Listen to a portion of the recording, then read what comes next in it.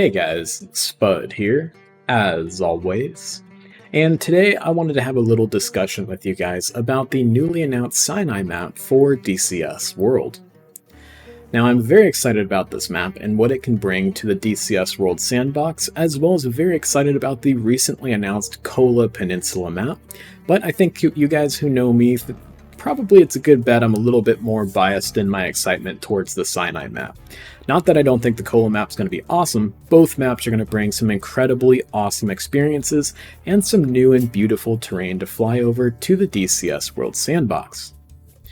However, when I looked at this map, I got very excited about what this map can bring to the DCS sandbox, but it also brought up some worries about this map itself, as well as the release of new maps for DCS World moving forward as DCS World matures more and more, and I wanted to discuss that with you guys today. So, of course, I am absolutely super excited, over the moon excited about the DCS Sinai map. And when we look at the screenshots here, man, it sure looks mature, a heck of a lot more mature than the Kola Peninsula map, and the screenshots that we got for that announcement. I mean, this map almost looks like it's on the brink of ready to release. Now, I don't want to, overstep my bounds and cause too much of a hype train runaway here, but man, this is cool. I'm excited, guys, because I think this map is pretty much right around the corner. I could be wrong about that, so hopefully not. And I'm super excited about, the terrain and the area that it brings, because this area is just super needed in the DCS Syria map. It feels like missing limb syndrome almost when you can't fly a strike on the Syria map from, say, a airbase in southern Israel. Missing most of Israel is kind of weird.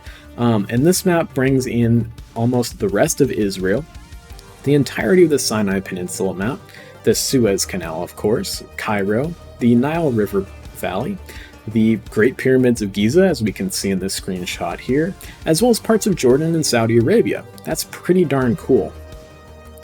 And we'll be able to recreate major parts of the 1967 Six-Day War, major parts and pretty much all of the War of Attrition that ran between the 67 Six-Day War and the 73 Yom Kippur War, and of course major parts of the 1973 Yom Kippur War.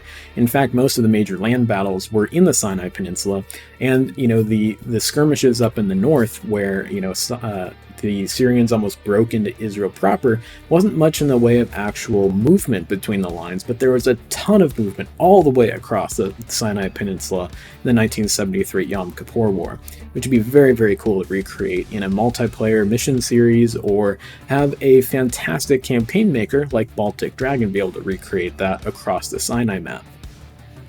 So as you guys can see, I'm super excited about this map and what it can bring to us. However, I have some worries about this map and some things that are also going to almost be like another missing limb syndrome of this map as well. So when we look at the actual landmass itself of this map, at least as it was described in the latest newsletter for DCS, we can see this is basically more or less what the map's going to look like. And we can see that we do not have the northern portion of Israel. And of course, the DCS Syria map doesn't have the southern portion of Israel. So a lot of folks are going to be like, well, why doesn't just Eagle Dynamics and the developer just merge the Syria map and the Sinai map? Well, unfortunately, I think that would really be pushing the bounds of technology for DCS World. The Syria map is already really pushing the envelope of what's possible in DCS, and for a lot of folks out there, it really kind of pushes beyond the envelope in that their performance very much suffers on the Syria map. So I don't think the Syria map can get any bigger. But what I think that they could do is potentially blend parts of the Syrian map into this map, rather than merging the whole thing, which is beyond the pale in terms of performance. If they could kind of blend the two, say, add the rest of northern Israel as well as maybe all the way north up to Damascus, and then cut it off there and add that to this map, you could get a full-on Arab-Israeli conflict map that would work really well. I don't really think this is going to happen, but it's an idea in terms of blending the two maps instead of adding them and merging them entirely, just kind of bring parts of the Syria map into this map. Otherwise, and what is probably going to be happening is, otherwise, if you have, say, a campaign maker who wants to make a campaign on the Arab-Israeli conflicts, you're going to have the player have two maps, the Syria map and the Sinai map. And you won't be able to have, strikes from, say, an air base in southern Israel hit Damascus area, or you won't be able to have aircraft from, say, Ramat David in northern Israel hit targets in the Sinai, Cairo, around the Suez Canal, etc. And that's kind of weird. It's almost like missing limb syndrome. It's like it should be there, but it's not there. And it's going to be a little strange. So I hope that there is some way that these two maps can be blended together. I know they cannot be fully merged together, but a blending of the map could be a way to kind of reduce this kind of weirdness almost. As well as, moving forward with the release of so many maps for DCS World, there probably needs to be an overhaul of how maps are paid for. I don't think the ability to pay for a map outright should go out the window at all, but I think there should maybe become some sort of a subscription model, and this idea was brought forth in some discussion with another DCS World content creator, Cortana. She said that a subscription model would probably be a good idea, and that, say, a player pays, $10 a month, and they get unlimited access to all the maps in DCS. They can download or delete maps at will, and that way they can always have the experience they want in DCS World right at their fingertips.